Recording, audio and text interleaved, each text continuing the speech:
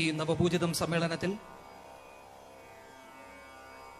വിശിഷ്ടാതിഥിയായി Padmashri doctor M A. Yusuff Ali sir ഈ വേദിയിലേക്ക് എത്തിച്ചേർന്നുകൊണ്ടിരിക്കുന്നു.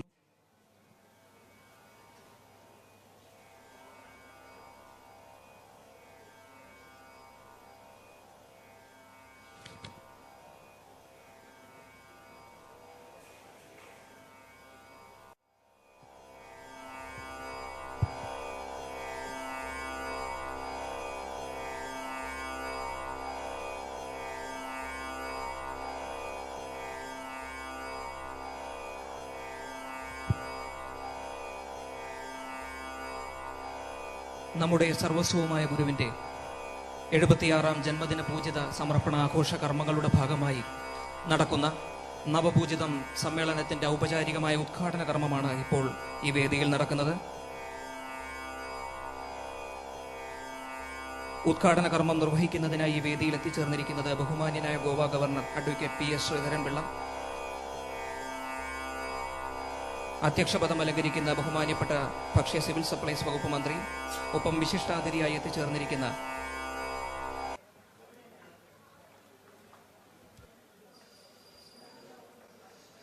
ബിസ്മില്ലാഹിർ റഹ്മാനിർ റഹീം.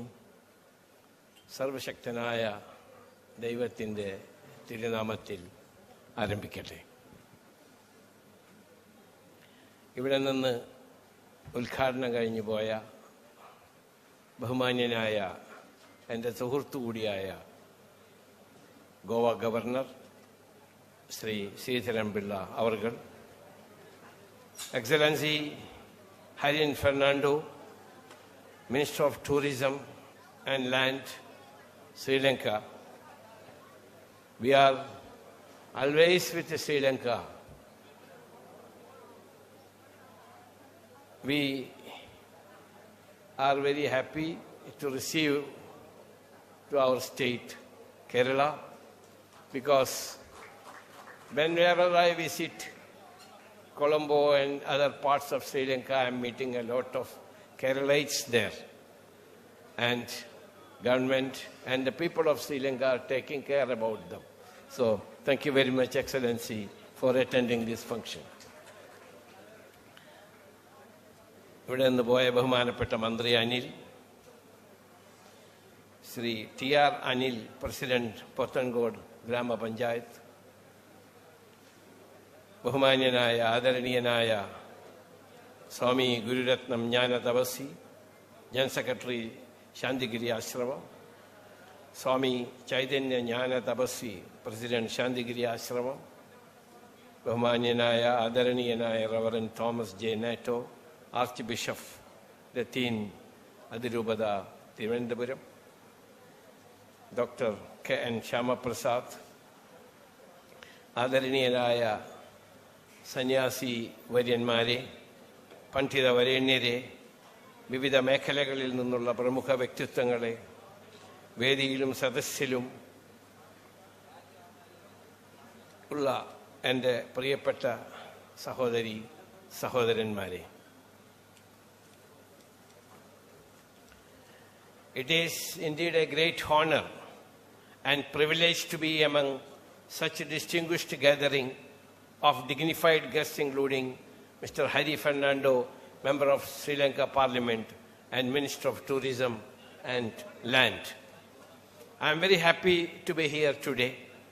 We are here to celebrate Navapujidam 96th birthday of a great spiritual leader, Navajodi Sri Karunagara Guru, who is also the founder of Guru of this Shantigiri Ashram. This is indeed a glorious occasion. നമ്മുടെ കൂടെ ഒരു guest ഉള്ളപ്പോൾ അദ്ദേഹത്തിന് മനസ്സിലാകാവുന്ന രീതിയിൽ രണ്ടു വാക്ക് പറഞ്ഞതാണ്. നവജ്യോതി ശ്രീ കരുണാകര ഗുരുവിൻ്റെ 96ാമത് ജന്മദിനാഘോഷ പരിപാടികളുടെ ഭാഗമായി സംഘടിപ്പിച്ച ഈ വിശിഷ്ട ചടങ്ങിലേക്ക് എന്നെ ക്ഷണിച്ച ശാന്തിഗിരി ആശ്രമത്തിനും വിശിഷ്യ സ്വാമി ഗുരുരത്ന ജ്ഞാന തപസ്വിക്കും എൻ്റെ ഹൃദയം നിറഞ്ഞ നന്ദിയും ചാരിതാർത്ഥ്യവും രേഖപ്പെടുത്തട്ടെ.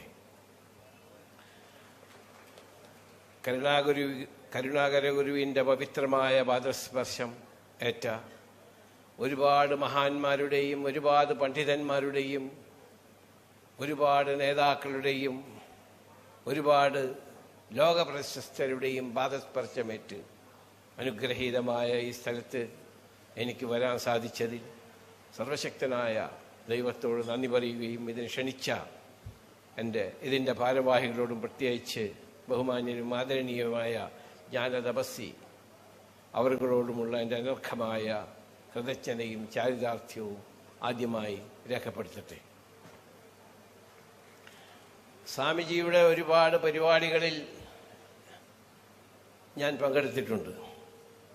അദ്ദേഹത്തിൻ്റെ അറിവിൻ്റെ വ്യാപ്തി, അദ്ദേഹത്തിൻ്റെ സംസാര ശൈലി, അദ്ദേഹം മതേതരത്വത്തിന് വേണ്ടി എവിടെയും സംസാരിക്കുന്നത് എപ്പോഴും കേൾക്കാൻ ഞാൻ വളരെ അത്ഭുതത്തോടുകൂടി നോക്കിക്കണ്ടിട്ടുണ്ട്.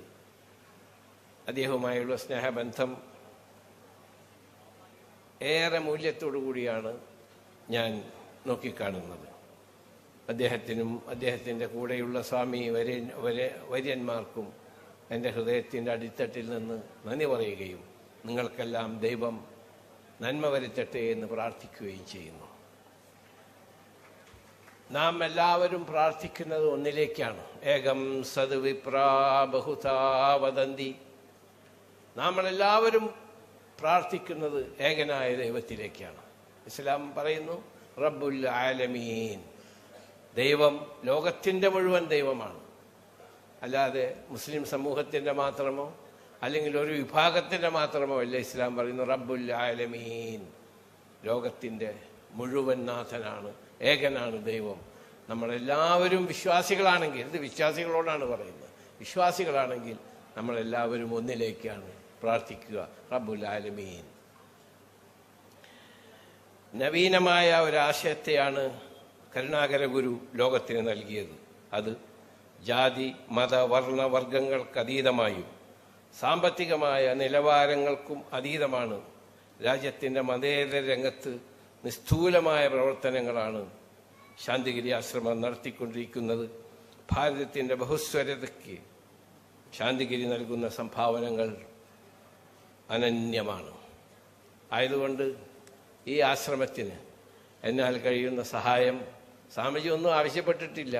എന്ത് സ്വാമിജി ആവശ്യപ്പെട്ടാലും ഞാൻ അദ്ദേഹത്തിന് അത് നിർവർത്തിച്ചു കൊടുക്കാം എന്ന് വാഗ്ദത്തം ചെയ്യുകയാണ്. ഞാൻ സ്വാമിജിയോട് കാറിൽ വെച്ച് ഞങ്ങൾ ഒരുമിച്ച് വണ്ടിയിലാണ് ഹെലികോപ്റ്റർ ഇറങ്ങിയപ്പോൾ വന്നു. ഞാൻ ചോദിച്ചു, ഞാൻ ഇവിടെ ഇപ്പം എന്തെങ്കിലും ചെയ്യേണ്ടതുണ്ടോ? അത് ഇപ്പം അതിനൊന്നും ആവശ്യമില്ല, ആവശ്യം വരുമ്പോൾ ഞാൻ ആവശ്യപ്പെടാം. അത് അദ്ദേഹത്തിൻ്റെ നന്മ നിറഞ്ഞ മനസ്സാണ് അപ്പം അത് പറഞ്ഞത്. പക്ഷെ എൻ്റെ മനസ്സാണ്, സ്വാമിജിക്ക് എന്നെ കൊണ്ട് കാര്യമുണ്ടെങ്കിലും ഏത് സമയത്തും സ്വാമിജിക്ക് എന്നോട് ആവശ്യപ്പെടാം. എന്നാൽ കഴിയുന്ന രീതിയിൽ ഞാനത് പരിഹരിക്കാൻ ശ്രമിക്കുന്നതാണ്, പരിഹരിക്കുന്നതാണ്. കഴിഞ്ഞ 2 കൊല്ലമായി നമ്മൾ കോവിഡ് മഹാമാരിയിൽപ്പെട്ടിരിക്കുകയാണ്. ഈ കോവിഡ് മഹാമാരിയിൽ നമ്മളെല്ലാവരും വിഷമത്തിലായിരുന്നു. നമ്മൾക്ക് വേണ്ടപ്പെട്ട ഒരുപാട് ആളുകൾ മരണപ്പെട്ടു. ഇതിന് ശരിയായൊരു വാക്സിൻ കണ്ടുപിടിക്കാൻ തന്നെ 1 കൊല്ലത്തോളം സമയം പിടിച്ചു. അതിനുശേഷമാണ് 8-9 മാസത്തിന് ശേഷമാണ് വാക്സിൻ തന്നെ കണ്ടുപിടിച്ചത്. അങ്ങനത്തെ ഒരു മഹാരോഗം ഈ ലോകത്ത് വന്നിരിക്കുന്നു. ഇപ്പം അത് 100% പോയി എന്ന് പറയാറായിട്ടില്ല. കൈ കൊടുക്കാൻ സാധ്യമല്ല, കെട്ടിപ്പിടിക്കാൻ സാധ്യമല്ല, ഒരുമിച്ചിരുന്ന് സംസാരിക്കാൻ സാധ്യമല്ല. ഒന്ന് തുമ്പിയാലും ചുമച്ചാലും നമ്മുടെ അരികത്ത് നിന്ന് ആളുകൾ ഓടിപ്പോകുന്ന ഒരു സന്ദർഭത്തിലായിരുന്നു നമ്മൾ ജീവിച്ചിരുന്നത്. അക്ബർ, ഒരിക്കൽ ഞാൻ പല വേദികളിലും പറയാറുണ്ട്, തൻ്റെ കൂടെയുള്ള അക്ബർ ചക്രവർത്തി, അക്ബർ ദ ഗ്രേറ്റ്, തൻ്റെ കൂടെയുണ്ടായിരുന്ന ബർബലിനോട് ചോദിച്ചു, ബർബലെ, ഒരു കാര്യം എനിക്കറിയാൻ ആഗ്രഹിക്കുന്നു. ഒന്ന്, ദുഃഖമുള്ളപ്പോൾ ആളുകൾ സന്തോഷിക്കുകയും സന്തോഷമുള്ളപ്പോൾ ദുഃഖിക്കുകയും ചെയ്യുന്ന 2 വാചകം ഈ ചുമരിന്മേൽ എഴുതൂ എന്ന് പറഞ്ഞപ്പോൾ അക്ബർ ചക്രവർത്തിയുടെ കൂടെയുള്ള ബിർബൽ എഴുതിയിട്ടുള്ളത് ഈ സമയവും കഴിഞ്ഞു പോകുമെന്നതാണ്. അപ്പോൾ ദുഃഖമായിട്ടുള്ള ജീവിക്കുന്ന ആളുകൾക്ക് ഈ സമയം കഴിഞ്ഞു പോകുമെന്ന് കഴിഞ്ഞാൽ സന്തോഷം വരും. സന്തോഷത്തോടുകൂടി ജീവിക്കുന്നവർക്ക് ഈ സമയം കഴിഞ്ഞു പോകുമെന്ന് പറഞ്ഞാൽ ദുഃഖം വരും. കാരണം സന്തോഷം പോവാണല്ലോ. അപ്പോൾ അങ്ങനത്തെ ഒരു സമയത്തിലൂടെയായിരുന്നു നമ്മൾ കഴിഞ്ഞു പോയിരുന്നത്. പക്ഷേ ദൈവത്തിന് അതൊരു പരീക്ഷണമാണ്. ദൈവം പല നിലയ്ക്കും നമ്മളെ പരീക്ഷിക്കും. അതൊരു പരീക്ഷണമാണിത്. ആ പരീക്ഷണത്തിൽ നമ്മുടെ മനസ്സ് അചഞ്ചലമായി ഏക ദൈവത്തിൽ വിശ്വസിച്ചുകൊണ്ട് പ്രാർത്ഥിച്ചുകൊണ്ട്, പ്രാർത്ഥനയല്ലാതെ അതിനൊന്നും ഇപ്പോൾ മരുന്ന് നമ്മൾ കഴിക്കുന്നു, അതിനൊരു പോം വഴിയില്ല. അതാണ് കരുണാകര ഗുരു നമ്മളെ പഠിപ്പിച്ചത്. അചഞ്ചലമായ മനസ്സിനെ ശക്തമായി ദൈവത്തിലേക്ക് അർപ്പിച്ചുകൊണ്ട് ഗുരു നമ്മളെ പഠിപ്പിച്ചതാണ്. അത് നമ്മൾ പ്രാർത്ഥിക്കുക, നമ്മൾക്ക് എപ്പോഴും നന്മ വരുത്തും. കരുണ എന്ന് പറഞ്ഞാൽ മനുഷ്യന് കാരുണ്യം വേണം. ഞങ്ങളുടെ ഖുർആൻ പറയുന്നു, വബിൽ വാലിദൈനി ഇഹ്സാന, നിങ്ങൾ മാതാപിതാക്കളോട് കരുണ ചെയ്യുക. മാതാപിതാക്കളോട് കരുണ ചെയ്യാത്ത ഒരുവൻ, അവന്റെ വിജയം എത്ര ഉന്നതനായാലും ശരി, അവൻ വിജയിക്കുകയില്ല. ആയതുകൊണ്ട് മാതാപിതാക്കളോട് കരുണ ചെയ്യുക. കരുണാകര ഗുരുവിൻ്റെ കരുണ എന്നതിൻ്റെ ഇന്റർപ്രിട്ടേഷൻ ഞാൻ മനസ്സിലാക്കുന്നത് അതാണ്, കരുണ ചെയ്യുക. നമ്മൾ ആദ്യമേ തന്നെ ഒരു മുസ്ലിം ദൈവത്തെ പറ്റി പറയുമ്പോൾ, അല്ലെങ്കിൽ ഏതെങ്കിലും ഒരു കാര്യം നമ്മൾ ആരംഭിക്കുമ്പോൾ, ഞങ്ങൾ ആദ്യം പറയുന്നത് ബിസ്മില്ലാഹിർ റഹ്മാനിർ റഹീം എന്നാണ്. ഞാനിപ്പോൾ പറഞ്ഞതും അതാണ്. അതിൻ്റെ അർത്ഥം പരമകാരുണ്യകനും കരുണാനിധിയുമായ ദൈവത്തിൻ്റെ തിരുനാമത്തിൽ ഞാൻ ആരംഭിക്കുകയാണ്. അതാണ് കരുണ. ആ പേരാണ് നമ്മുടെ കരുണാകര ഗുരു സ്വീകരിച്ചത്. ആ കരുണ ഇന്ന് നമ്മൾക്ക് പലരിലും ഇല്ലാതായി പോയി എന്നതാണ് നമ്മളിന്ന് നേരിടുന്ന പ്രശ്നങ്ങൾക്ക് കാരണം. നാം രാജ്യത്തോട് കരുണയുള്ള രാജ്യസ്നേഹം വെച്ച് പുലർത്തിക്കൊണ്ട് ആ രാജ്യത്തോട് കരുണ. ഇവിടെ ക്രിസ്തീയ ബഹുമാനപ്പെട്ട ബിഷപ്പ് അവർ ഇവിടെയുണ്ട്. തന്നെപ്പോലെ തൻ്റെ അയൽക്കാരനെയും സ്നേഹിക്കുക എന്ന് ക്രിസ്തുദേവൻ പറഞ്ഞപ്പോൾ, ഒരു മുസ്ലിമിന് ഒരു മുസ്ലിം ആവണമെങ്കിൽ ഈസാ അലൈഹിസ്സലാത്തു വസ്സലാം, ജീസസ് ക്രൈസ്റ്റ് ഒരു പ്രവാചകനാണെന്ന് വിശ്വസിച്ചില്ല എങ്കിൽ അവൻ മുസ്ലിമായി ജീവിക്കാൻ സാധ്യമല്ല. ലോകത്തിലെ ഏറ്റവും ഉത്തമയും ഉത്കൃഷ്ടയുമായ ഒരു സ്ത്രീ ആരാണെന്ന് ചോദിച്ചാൽ ഇമ്രാന്റെ മകളായ മറിയമാണെന്നൊരു മുസ്ലിം വിശ്വസിച്ചിട്ടില്ലെങ്കിൽ അവൻ മുസ്ലിമായി ജീവിക്കാൻ സാധ്യമല്ല. പണ്ഡിതന്മാരുണ്ടെങ്കിൽ പറയട്ടെ, അത്രയും ബന്ധമാണ്. അപ്പോൾ തന്നെപ്പോലെ തൻ്റെ അയൽക്കാരനെ സ്നേഹിക്കുക. ഗുരു പഠിപ്പിക്കുന്നത് കരുണ ചെയ്യുക. ഇസ്ലാം പറയുന്നത് തൻ്റെ അയൽക്കാരൻ ഭക്ഷണം കഴിക്കാതെ കിടക്കുന്നതിൽ നീ ഉത്തരവാദിത്വമുള്ളവനാണ്. തൻ്റെ സ്വന്തം അയൽക്കാരന് ഭക്ഷണമില്ലാതെ പട്ടിണി കിടക്കുന്നുണ്ട് എങ്കിൽ അതിൻ്റെ ഉത്തരവാദി ഭക്ഷണം കഴിച്ച് കിടക്കുന്ന നീയാണ് എന്ന് പറഞ്ഞ പ്രത്യയശാസ്ത്രത്തിൽ വിശ്വസിക്കുന്ന പ്രവാചകന്റെ അനുയായികളാകുന്നു. അപ്പോൾ നമ്മളെല്ലാം പറയുന്നത് ഒന്ന് തന്നെയാണ്, എല്ലാവരും പ്രവർത്തിക്കുന്നത് ഒന്ന് തന്നെയാണ്. ഇവിടെ വരുന്ന ആളുകൾക്ക് ഭക്ഷണം കൊടുക്കുന്നു. കരുണാകര ഗുരുവിനെ കണ്ട് ആശീർവാദം വാങ്ങാനും അദ്ദേഹത്തിൻ്റെ അഗാധമായ പാരാവാരം പോലെ പരന്നു കിടക്കുന്ന അദ്ദേഹത്തിൻ്റെ അറിവിൽ നിന്ന് സ്വല്പം അറിവ് നേടാനും വേണ്ടി വരുമ്പോൾ അദ്ദേഹം ഒരു മരച്ചീനിയുടെ കഷ്ണം കൊടുക്കുകയാണ്. മരച്ചീനി, നമ്മുടെ കിഴങ്ങിൻ്റെ കഷ്ണമെങ്കിലും ആർക്കെങ്കിലും കൊടുക്കാതെ ഗുരു, അത് കരുണയാണ്. ആ മരച്ചീനിയുടെ ഒരു കഷ്ണം കൊടുക്കാതെ വിടുകയില്ല. ലോകത്തിൻ്റെ നാനാഭാഗങ്ങളിൽ നിന്നും യഹൂദ പാതിരിമാരും ക്രിസ്തീയ പാതിരിമാരും യഹൂദ പണ്ഡിതന്മാരും കൂടി ഞങ്ങളുടെ പ്രവാചകന്റെ അരികത്ത് അറിവിൻ്റെ കാര്യങ്ങൾ സംസാരിക്കാൻ വേണ്ടി വരുമ്പോൾ, ഇന്നത്തെ മാതിരിയല്ല, ഇന്നത്തെ അന്യോന്യം കടുപിടിയില്ല. ഞങ്ങളുടെ പ്രവാചകന്റെ അരിത്ത് വരുമ്പോൾ അദ്ദേഹം ഒരു ഈത്തപ്പഴത്തിൻ്റെ ഒരു കഷ്ണം, ഒരു ഈത്തപ്പഴമെങ്കിലും കൊടുക്കാതെ പ്രവാചകൻ ആൾക്കാരെ മടക്കി വിടുകയില്ല. ചരിത്രമാണ്. അപ്പോൾ നമ്മളെല്ലാവരും അതാണ് കരുണ. മാതാപിതാക്കളോട് കരുണ കാണിക്കുക, ഭാര്യ ഭർത്താവിനോട് കരുണ കാണിക്കുക, ഭർത്താവ് ഭാര്യയോട് കരുണ കാണിക്കുക, മക്കളോട് കരുണ കാണിക്കുക, മക്കൾ മാതാപിതാക്കളോട് കരുണ കാണിക്കുക. ബിൽ വാലിദൈനി ഇഹ്സാന. അതാണ് കരുണാകര ഗുരു നമ്മളെ പഠിപ്പിച്ചിട്ടുള്ളത്. ഞാൻ പുസ്തകങ്ങൾ ഫ്ലൈറ്റിൽ ഇരുന്നിട്ട് ഇങ്ങനെ വായിച്ചു. ചില പതിനാരഗുരുവിൻ്റെ ചില ഉപദേശങ്ങൾ കേൾക്കുമ്പോൾ നമ്മൾക്ക് തന്നെ കരച്ചിൽ വരികയാണ്.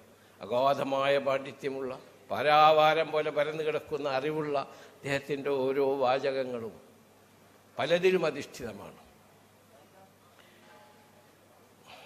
അദ്ദേഹത്തിൻ്റെ ജീവിതം സ്നേഹത്തിൻ്റെയും സാഹോദര്യത്തിൻ്റെതും. സ്വന്തം നിർമ്മിച്ച കുടിലിൽ കഴിയുമ്പോഴും ജീവിതം കഷ്ടപ്പാട് നിറയുമ്പോഴും അചഞ്ചലമായ വിശ്വാസമാണ് കരുണാഗുരുവിന് മുന്നിലേക്ക് നയിച്ചത്. ജീവിതം കൊണ്ട് നാം നേടുന്ന സമ്പത്തിൻ്റെ ഒരു ഭാഗം സക്കാത്തായി സമൂഹത്തിൽ തിരിച്ചു നൽകണം എന്നത് ഇസ്ലാമിൻ്റെ നിയമമാണ്. ഞങ്ങൾക്ക് 100 റുപ്യ പ്രോഫിറ്റ് ഉണ്ടെങ്കിൽ അതിൻ്റെ 2.5% പാവപ്പെട്ടവർക്ക് കൊടുക്കണമെന്ന്.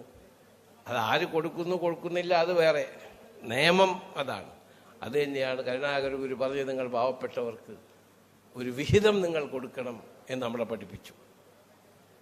സന്യാസി വര്യന്മാരും നവോത്ഥാന നായകന്മാരും മുനിമാരും ഹൈന്ദവ മത നേതാക്കളും ക്രിസ്തീയ മതപുരോഹിതരും മുസ്ലിം പണ്ഡിതരും നമ്മെ ഉപദേശിച്ചത് മനുഷ്യർ ആരാധനാലയങ്ങളിൽ പോയി ആരാധന നിർവഹിക്കുന്നതിലൂടെ അവരുടെ മനസ്സിനെയും ശരീരത്തെയും ശുദ്ധീകരിക്കുക എന്നുള്ളതാണ്.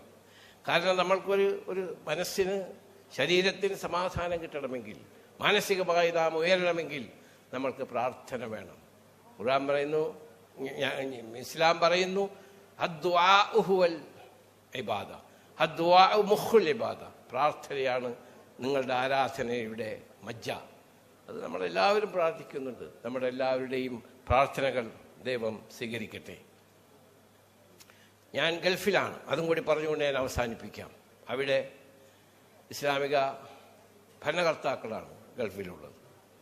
ഇപ്പോൾ അബുദാബിയിൽ 14 ഏക്കർ സ്ഥലം എൻ്റെ ബഹുമാന്യനായ UAE president his highness Sheikh Zayed bin Sultan Sheikh Mohammed bin Zayed Al Nahyan അവർകൾ UAE പ്രസിഡന്റ്, അദ്ദേഹം 14 ഏക്കർ സ്ഥലം അനുവദിക്കുകയും ഗൾഫിലെ ഏറ്റവും വലിയ ഹൈന്ദവ ക്ഷേത്രം ഏതാണ്ട് പണി പൂർത്തിയാവുകയും ചെയ്തുകൊണ്ടിരിക്കുകയാണ്. മിക്കവാറും 8 മാസത്തിനുള്ളിൽ ഞങ്ങളതിൻ്റെ ഉദ്ഘാടനം ചെയ്യും. അതിൽ ഞാൻ സ്വാമിയെ പ്രത്യേകം ക്ഷണിക്കും. ഒഫീഷ്യലായിട്ട് ഗവൺമെൻറ്റിൻ്റെ ഭാഗത്ത് നിന്ന് അദ്ദേഹത്തെ ക്ഷണിക്കും. ഗവൺമെൻറ്റിൻ്റെ ഭാഗത്ത് നിന്ന് ഞാനതിനെ റെക്കമെൻഡ് ചെയ്യും. അപ്പോൾ ആ അമ്പലം ഉദ്ഘാടനം ചെയ്യുകയാണ്. അവിടെ മിനിസ്റ്റർ ഓഫ് ടോളറൻസ് എന്ന് പറഞ്ഞ എല്ലാ മതങ്ങളെയും സ്നേഹിക്കുന്ന ഒരു മിനിസ്ട്രി തന്നെ ഉണ്ടാക്കിയിട്ടുണ്ട് ഗൾഫിൽ. അതാണ് ഇസ്ലാമിൻ്റെ വിശാലമായ കാഴ്ചപ്പാട്. അപ്പോൾ പലരും പല രീതിയിലും പറയുന്നതൊന്നും നിങ്ങൾ വിശ്വസിക്കേണ്ട, അത് ഇസ്ലാമല്ല.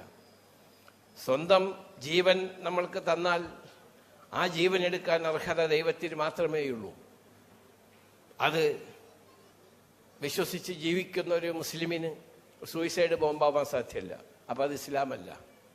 അതുപോലെ ഒരു നിരപരാധിയെ കൊന്നാൽ ഈ ലോകത്തിലെ എല്ലാ നിരപരാധികളെയും കൊന്നതിൽ നീ പ്രതിയാകുമെന്ന് പറഞ്ഞ പ്രത്യയശാസ്ത്രത്തിൽ വിശ്വസിക്കുന്ന ഒരു മുസ്ലിമിന് ആൾക്കാരെ കൊല്ലാൻ സാധ്യമല്ല. അപ്പം അത് വേറൊരു ഡിവിഷനാണ്. അതിനെപ്പറ്റി ഇപ്പോൾ ഞാൻ ചർച്ച ചെയ്യുന്നില്ല. പിന്നെ ഞാൻ വിശ്വാസികളോട് കാണുന്നത്, വിശ്വാസം ഉള്ളവരുടെ കാര്യങ്ങളാണ് നമ്മൾ ഈ ചർച്ച ചെയ്യുന്നത്. ആയതുകൊണ്ട് അവിടെ അങ്ങനെ ഒരു അമ്പലം പണിയുകയാണ്. ഞാനിത് പറഞ്ഞത് ഇസ്ലാമിക രാജ്യത്തും അതിനുള്ള സൗകര്യങ്ങൾ ചെയ്തു കൊടുക്കുകയാണ് പ്രാർത്ഥനയ്ക്ക്. പ്രാർത്ഥന എപ്പോഴും ആരുടെ പ്രാർത്ഥനയാണ് ദൈവം കേൾക്കുക എന്ന് ആർക്കും പറയാൻ സാധ്യമല്ല. അപ്പോൾ പ്രാർത്ഥനയ്ക്കുള്ള സൗകര്യമാണ് ചെയ്തത്. ഒരു ദർശനങ്ങളിൽ നിന്ന് നമ്മുടെ വളരുന്ന തലമുറയ്ക്ക് ഏറെ പഠിക്കാനുണ്ട്. അതിൽ നിന്ന് പ്രചോദനം ഉൾക്കൊണ്ടായിരിക്കണം അവർ നമ്മുടെ നാടിനെ നയിക്കേണ്ടത്. സമൂഹത്തിൻ്റെ കുടുംബത്തിലെ കാര്യങ്ങളുടെ വീട്ടിലേക്ക് കാശയക്കുന്നുണ്ടോ? മാതാപിതാക്കളെ നിങ്ങൾ ശ്രദ്ധിക്കുന്നുണ്ടോ? അതോ എനിക്ക് ദുഃഖകരമായൊരവസ്ഥയുണ്ടായത്, ഞാൻ ഗാന്ധി ഭവൻ എന്ന് പറയുന്ന ഒരു സ്ഥലത്ത് പോയപ്പോൾ അവിടെ 300 അമ്മമാർ, 300-ൽ 285 അമ്മമാരും വിവാഹം കഴിക്കുകയും പ്രസവിക്കുകയും മക്കളുണ്ടാവുകയും മക്കളാൽ പുറന്തള്ളപ്പെടുകയും ചെയ്യുന്ന അമ്മമാരാണ്. ഞാൻ അത് കണ്ടപ്പോൾ ദുഃഖം എനിക്ക് സഹിക്കാൻ സാധിച്ചില്ല. കാരണം അമ്മയില്ലാതെ ദുഃഖം അനുഭവിക്കുന്ന പലർക്കും ഇത് കാണുമ്പോൾ തന്നെ സങ്കടം വരും. അപ്പോൾ അത് ആണ് ഇനി അടുത്ത ഇൻസ്റ്റിറ്റ്യൂഷൻസ് ഊട്ടി ഉറപ്പിക്കേണ്ടത്. അതും 100% സാക്ഷരതയുള്ള, 100% സാംസ്കാരികമായി ഉയർന്ന കേരളത്തിലാണ് ഇത് സംഭവിച്ചുകൊണ്ടിരിക്കുന്നത്. ഞാൻ പല സ്ഥലങ്ങളിൽ പോകുമ്പോഴും യൂറോപ്പിലൊക്കെ ഇത് പഴയ മുമ്പേ ഉണ്ട്, ഓൾഡ് പീപ്പിൾ ഹോം. അപ്പോൾ ആ ഒരു പരിഷ്കാരം, പാശ്ചാത്യ സംസ്കാരം നമ്മൾ ഇങ്ങോട്ട് കയ്യിലെടുക്കേണ്ട ഒരു സാഹചര്യം ഒരിക്കലും വരരുത് എന്നുകൂടി ഓർമ്മപ്പെടുത്തിക്കൊണ്ട്, നിങ്ങൾ എന്നോട് കാണിക്കുന്ന സ്നേഹത്തിനും സാഹോദര്യത്തിനും അതുപോലെ ഔദാര്യത്തിനും, ഔദാര്യം എന്ന് പറഞ്ഞാൽ നിങ്ങൾ വിചാരിക്കും യൂസഫലി ഇവിടെ വന്ന് ലുലു മാള് മാർക്കറ്റ് ചെയ്യുന്നത്, അതല്ല. നിങ്ങൾ ലുലു മാളിൽ വന്നൊരു ഉറുപ്പിയുടെ സാധനം മേടിക്കുന്നുവെങ്കിൽ അത് എന്നോട് കാണിക്കുന്ന ഔദാര്യമാണെന്ന് മനസ്സിലാക്കുന്നവനാകുന്നു ഞാൻ. അത് ലോകത്തിൽ എവിടെ ചെന്നാലും ഞാൻ പറയുകയാണ്. എനിക്ക് ലോകത്തിലെ പല ഭാഗങ്ങളിലും ഇതേമാതിരിയും ഇതിലും വലുതുമായ ഷോപ്പിംഗ് മാളുകളും ഹൈപ്പർ മാർക്കറ്റുകളും, അത് ദൈവത്തിൻ്റെ അനുഗ്രഹമാണ്. അവിടെയൊക്കെ പോയിട്ടുണ്ടെങ്കിൽ ഞാൻ അവിടുത്തെ പ്രസിഡന്റുമാരെയും അവിടുത്തെ നേതാക്കളെയും കാണുമ്പോഴും ഇത് തന്നെയാണ് പറയുന്നത്. അവിടെ എനിക്ക് ഇതേമാതിരി പബ്ലിക് എന്തെങ്കിലും ഓപ്പർച്യൂണിറ്റി കിട്ടിയാൽ, അല്ലെങ്കിൽ സ്കൂളുകളിൽ, ബിസിനസ് കോളേജുകളിൽ എന്നെ അവർ പ്രസംഗിക്കാൻ വിളിക്കുമ്പോഴും അവരോടൊക്കെ പറയാറുള്ളത് നിങ്ങൾ എന്നോട് കാണിക്കുന്ന ഔദാര്യത്തിന് നന്ദി എന്നാണ്. അപ്പം അതിനെനിക്ക് ഒരാൾ എഴുതി അയച്ചു, oh you are marketing yourself. ഞാൻ പറഞ്ഞു എൻ്റെ ബ്രാൻഡ് അംബാസഡർ ഞാൻ തന്നെ, ഞാൻ ആരംഭിച്ചിട്ടില്ല. അത് കാരണം അത് എനിക്ക് പറയാണ്ട് നിവൃത്തില്ല. ആയതുകൊണ്ട് നിങ്ങൾ എന്നോട് കാണിക്കുന്ന സ്നേഹത്തിനും സാഹോദര്യത്തിനും, ഇവിടെ ഒരു സ്ഥാപനം കെട്ടിപ്പൊക്കാൻ സാധിച്ചതിൽ ദൈവത്തോട് നന്ദി പറയുകയും, അത് നിങ്ങളെല്ലാവരും തിരുവനന്തപുരത്തിൻ്റെ ആളുകൾ അത് ഏറ്റെടുക്കുകയും അത് ദിവസേന ഉയർന്നുകൊണ്ടിരിക്കുകയും ചെയ്യുന്ന സന്തോഷകരമായ വാർത്ത നിങ്ങളുമായി ഞാൻ പങ്കുവെക്കുകയാണ്. ഇത്രയും പറഞ്ഞുകൊണ്ട്, ഈ സ്വത്ത് സമ്പത്ത് അതൊക്കെ നൈമിഷികമാണെന്ന് വിശ്വസിക്കുന്നവനാകുന്നു ഞാൻ. ഒരു കഥ കൂടി പറഞ്ഞുകൊണ്ട്, സമയണ്ട സ്വാമിജി, ഒരു കഥ കൂടി പറഞ്ഞുകൊണ്ട് ഞാൻ അവസാനിപ്പിക്കാം. രാജാക്കന്മാർ ഭരിച്ചിരുന്ന കാലഘട്ടം, ഇപ്പോഴും ഗൾഫ് രാജ്യങ്ങളൊക്കെ രാജാക്കന്മാരാണ്. അപ്പോൾ ഇവിടെ ഇന്നലെ ഈ തിരുവനന്തപുരത്തെ പറ്റി ഞാൻ എപ്പോഴും പറയാറുള്ളത്, എന്ത് നാച്ചുറൽ കലാമിറ്റി, പ്രകൃതി ദുരന്തങ്ങളുണ്ടായാലും ഇവിടെ ഭക്ഷണ സാധനത്തിന് യാതൊരു കുറവും വരരുതെന്ന് പറഞ്ഞ് പത്മനാഭദാസന്മാരായ നമ്മുടെ പൂർവിക രാജാക്കന്മാർ അവരുടെ സ്വത്തും മുതലും കോടിക്കണക്കിന് ഉറുപ്പികയുടെ സ്വർണവും ഒക്കെ നമ്മൾ പത്മനാഭസ്വാമി ക്ഷേത്രത്തിൽ സൂക്ഷിച്ചിരിക്കുകയാണ്. അതവർ നമ്മളോടും അടുത്ത തലമുറയോടും ജീവിച്ചിരുന്ന തലമുറയോടും കാണിക്കുന്ന നന്മയാണ്. അങ്ങനത്തെ സ്ഥലമാണ് തിരുവനന്തപുരം. അപ്പം നന്മയുള്ള സ്ഥലമാണ്. കാരണം അങ്ങനത്തെ രാജാക്കന്മാരായിരുന്നു ഭരിച്ചിരുന്നത്. ഇന്നലെ ഞാൻ ആദിത്യവർമ്മയെ കാണുകയുണ്ടായി. ഇത് എന്നെ ഞാൻ പറയുകയുണ്ടായി. അപ്പം രാജാക്കന്മാർ പണ്ഡിതന്മാരെ ബഹുമാനിക്കുന്നവരും പണ്ഡിതന്മാരുമായി ചർച്ച ചെയ്യുകയും പണ്ഡിതന്മാരുടെ കാര്യങ്ങൾ മനസ്സിലാക്കുകയും ചെയ്യുന്നവരായിരുന്നു. പണ്ഡിതന്മാർ എന്ന് പറഞ്ഞാൽ സ്വാമിജി പോലെ, സ്വാമിമാർ പോലെ ഉള്ള പണ്ഡിതന്മാരുമായി കൂടുതൽ സംസാരിക്കുകയും അറിവ് വർദ്ധിപ്പിക്കുകയും ചെയ്യുന്നവരായിരുന്നു. ഇസ്ലാമിക ഭരണത്തിൽ അബ്ബാസിയ എന്നൊരു ഡൈനാസ്റ്റി ഉണ്ടായിരുന്നു, രാജവംശം. അതിൽ ഹാറൂൺ റഷീദ് എന്നൊരു രാജാവുണ്ടായിരുന്നു. അദ്ദേഹത്തിൻ്റെ അരികെ വലിയൊരു പണ്ഡിതൻ വന്നു, പേര് ഇബ്നു സമ്മാക്ക് എന്നാണ്. അദ്ദേഹം വന്ന് ഇരുന്നു. അപ്പോൾ രാജാവ് ചോദിച്ചു, അല്ലയോ പണ്ഡിത വരേണ്യരെ, എന്തെങ്കിലും എനിക്ക് നിങ്ങൾക്ക് പറഞ്ഞു തരാനുണ്ടോ? അപ്പം പറഞ്ഞു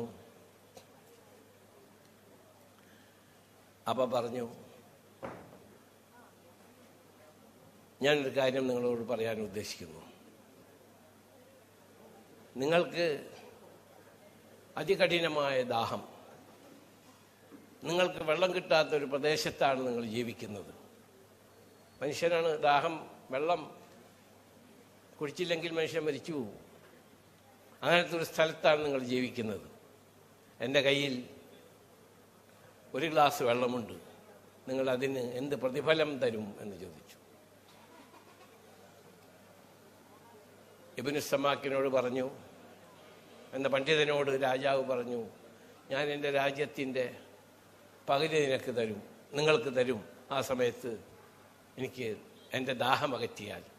അപ്പോൾ ഒരു ഗ്ലാസ് വെള്ളം കൊണ്ട് ആ കുടിക്കാൻ അദ്ദേഹത്തിന് കിട്ടിയപ്പോൾ പകുതി രാജ്യം പോയി.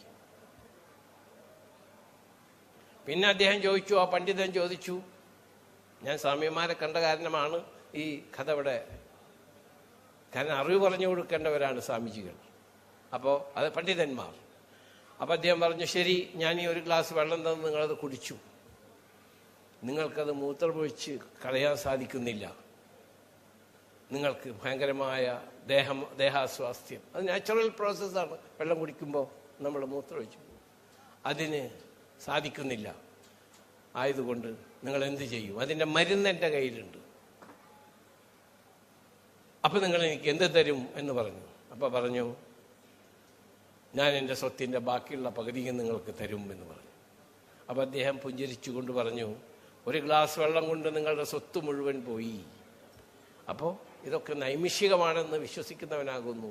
ഈ കാര്യങ്ങളാണ് ബഹുമാനപ്പെട്ട സ്വാമിജിമാരും നമ്മളുടെ തലമുറയോടും വരും തലമുറയോടും പറഞ്ഞു കൊടുക്കേണ്ടത്. ഇപ്പോഴത്തെ സൂപ്പർസോണിക് യുഗത്തിൽ കമ്പ്യൂട്ടറിൻ്റെ ഒരുമിച്ചിരുന്ന് ഭക്ഷണം കഴിക്കാത്ത ഒരു കാലഘട്ടത്തിലാണ്. ഇപ്പോൾ വെറും ഐപാഡും കമ്പ്യൂട്ടറിലുമാണ് പുതുതലമുറ മുഴുകിയിരിക്കുന്നത്. പല ഭർത്താക്കന്മാരും എന്നോട് പറഞ്ഞു, എൻ്റെ ഭാര്യ കാലത്ത് മുതൽ വൈകുന്നേരം വരെ ഇതിലാണ്. ചെറിയ കുട്ടികൾ, പഴയ കാലത്ത് എൻ്റെ ഉമ്മ അല്ലെങ്കിൽ നമ്മുടെ സഹോദരിമാർ പ്രായമുള്ളവരുണ്ടെങ്കിൽ അവർക്കറിയാം, അവർ രാമനാമം ജപിച്ചുകൊണ്ടാണ് കുട്ടിയെ ഉറക്കാറ്. എൻ്റെ ഉമ്മ എന്നെ ദിക്ർ ചൊല്ലിയിട്ടാണ് ഉറക്കാറ്, ഭക്ഷണം തരാറ്. ഇപ്പം എന്താണെന്ന് വെച്ചിട്ടുണ്ടെങ്കിൽ ഉറങ്ങണമെങ്കിലും ഐപാഡ് വേണം. എൻ്റെ മകളുടെ മക്കൾ ഞാൻ കാണുന്നതാണ് സംഭവം. അവർ ഭക്ഷണം കഴിക്കണമെങ്കിൽ ഐപാഡ് വേണം, അവർ ഉറങ്ങണമെങ്കിൽ ഐപാഡ് വേണം, സമയം ചെലവഴിക്കൽ ഐപാഡ് വേണം. അപ്പം ചെറുപ്പം മുതലേ തന്നെ ആരംഭമാണ്. ഈ പുതിയ യുഗത്തിലാണ് നമ്മൾ ജീവിക്കുന്നത്. വളരെ കുറച്ചൊന്ന് ഒരുമിച്ചിരുന്ന് ഭക്ഷണം കഴിക്കുക എന്ന പഴയ ശൈലി ഇന്ന് വളരെ കുറച്ച് ആൾക്കാർക്കേ ഉള്ളൂ. ആയതുകൊണ്ട് ആ പഴയ നമ്മുടെ തലമുറ നമ്മൾക്ക് പകർന്നു തന്ന ആ നന്മ, ആ മൂല്യങ്ങൾ നമ്മുടെ അടുത്ത തലമുറക്കും നമ്മൾ പകർന്നു കൊടുക്കണം. അതിനുവേണ്ടി പണ്ഡിതന്മാർ കൂടുതൽ രംഗത്തിറങ്ങണം. നമ്മുടെ അടുത്ത തലമുറയെ രാജ്യസ്നേഹികളാക്കണം, രാജ്യത്തോട് സ്നേഹമുള്ളവരാക്കണം, ഏത് മതവിഭാഗത്തിൽപ്പെട്ടവരായി ശരി. ഈ രാജ്യം പുരോഗമിച്ചാലേ നമ്മൾക്കും അടുത്ത തലമുറയ്ക്കും പുരോഗതിയുള്ളൂ. അതിനുവേണ്ടി നമ്മളാൽ കഴിയുന്ന എല്ലാം രാജ്യസ്നേഹമുള്ളവരായി വളരാൻ, അടുത്ത തലമുറ വളരാൻ, രാജ്യത്തോടും കുടുംബത്തോടും തൻ്റെ സമൂഹത്തോടും സ്നേഹമുള്ളവരായി വളരാൻ, ഒരുമിച്ച് പ്രവർത്തിക്കാൻ നിങ്ങൾ എപ്പോഴും ഉപദേശിക്കണം, എല്ലാ പണ്ഡിതന്മാരും ഉപദേശിക്കണം എന്നുകൂടി പറഞ്ഞുകൊണ്ട് ഒരിക്കൽ കൂടി എന്നോട് നിങ്ങൾ കാണിക്കുന്ന സ്നേഹത്തിനും സഹോദര്യത്തിനും നന്ദി പറഞ്ഞുകൊണ്ട് എന്നെ അതിന് ക്ഷണിച്ച ബഹുമാനപ്പെട്ട ജ്ഞാനതപസ്വി സ്വാമിജിയോടും മറ്റു സ്വാമിമാരോടുള്ള നന്ദി ഒരിക്കൽ കൂടി പറഞ്ഞുകൊണ്ട് എന്നാൽ കഴിയുന്ന എല്ലാ സഹായങ്ങളും ഏത് സമയത്തും നിങ്ങളോടൊപ്പം ഉണ്ടാകും എന്നുകൂടി വാഗ്ദത്തം ചെയ്തുകൊണ്ട് ഞാൻ അവസാനിപ്പിക്കട്ടെ. ജയ് ഹിന്ദ്. നമ്മുടെ ഹൃദയത്തെ വിജൃംഭിപ്പിക്കുന്ന, കരങ്ങളെ ശക്തമാക്കുന്ന, കാലുകളെ സുദൃഢമാക്കുന്ന മഹാകാരുണ്യവാന്റെ, പരമകാരുണ്യവാന്റെ അനുഗ്രഹം തന്നെയാണ് വിശിഷ്ടാതിഥിയുടെ വാക്കുകളിൽ നമ്മൾ ശ്രമിച്ചത്. അടുത്തതായി ഈ വേദിയിൽ കേരള പോലീസ് സേനയിൽ 3 ദശാബ്ദക്കാലത്തിലേറെയുള്ള സ്തുത്യർഹമായ സേവനം പൂർത്തീകരിച്ച ബഹുമാന്യായ ബി സന്ധ്യ IPS അവർകളെ ആദരിക്കുന്ന കർമ്മമാണ് നടക്കുന്നത്. ബഹുമാന്യായ ബി സന്ധ്യ അവർക്ക് ആശ്രമത്തിന്റെ ആദരം നൽകുന്നതിനായി ഇന്ന് ഈ വേദിയിൽ വിശിഷ്ടാതിഥിയായി എത്തിച്ചേർന്നിട്ടുള്ള Lulu group international chairman and managing director Padmashri doctor MA Yusuff Ali അവർകളെ സാദരം ക്ഷണിച്ചുകൊള്ളുന്നു. ഒപ്പം ശാന്തിഗിരി ആശ്രമം ജനറൽ സെക്രട്ടറി സർവാദരണീയ സ്വാമി ഗുരുരത്നം ജ്ഞാനതപസ്വി, ശാന്തിഗിരി ആശ്രമം പ്രസിഡന്റ് സർവാദരണീയ സ്വാമി ചൈതന്യ ജ്ഞാനതപസ്വി എന്നിവരെയും ഈ ആദരകർമ്മത്തിലേക്ക് സാദരം ക്ഷണിച്ചുകൊള്ളു. ഡോക്ടർ ബി സന്ധ്യ IPS കേരള പോലീസിൽ DGP റാങ്കിലുള്ള മലയാള സാഹിത്യകാരി, 1988 ബാച്ച് IPS ഉദ്യോഗസ്ഥ, 1963 പാലായിൽ ജനനം, Alappuzha saint Antony's high school, Bharananganam secret heart high school, Pala Alphonsa college എന്നിവിടങ്ങളിൽ പ്രാഥമിക വിദ്യാഭ്യാസം, സുവോളജിയിൽ റാങ്കോടെ MSc ബിരുദം, ഓസ്ട്രേലിയയിലെ ബ്ലാങ്കോങ് യൂണിവേഴ്സിറ്റിയിൽ നിന്നും ഹ്യൂമൻ റിസോഴ്സസ് മാനേജ്മെന്റിൽ പരിശീലനവും ബിർള യൂണിവേഴ്സിറ്റിയിൽ നിന്ന് PhDയും നേടി. മത്സ്യഫെഡിൽ പ്രോജക്ട് ഓഫീസറായി 2 വർഷം, 1988 ഇന്ത്യൻ പോലീസ് സർവീസിൽ സേവനം ആരംഭിച്ചു. അത്ര എളുപ്പമായിരുന്നില്ല തുടക്കം. സിനിമയെ വെല്ലുന്ന ക്ലൈമാക്സുകൾ ഓരോ കേസിനെയും ഓരോ ജീവിതമായി കണ്ടു. ആ കുറ്റാന്വേഷണ മികവും സാമർത്ഥ്യവും അർപ്പണബോധവും കൊണ്ട് ജനമനസ്സുകളിൽ ഡോക്ടർ ബി സന്ധ്യ IPS എന്ന പോലീസുകാരി ഇടം നേടി. സോറി, ഞാൻ ആളുകളുടെ പേര് പറഞ്ഞപ്പോൾ മാഡത്തിൻ്റെ പേര് പറഞ്ഞില്ല. സന്ധ്യ മാഡം വളരെ സത്യസന്ധമായും അന്തസ്സുമായും ഈ പോലീസ് വകുപ്പിൽ തക്കണ്ട നാൾ ജോലി ചെയ്ത ഒരു ബഹുമാന്യ സ്ത്രീയാണ്, മാഡമാണ്. അവർക്ക് സർവ്വവിധ ആശംസകളും നേരുന്നു. അവർ ഈ രാജ്യത്തിന് വേണ്ടി ഒരുപാട് സേവനങ്ങൾ അർപ്പിച്ചതാണ്.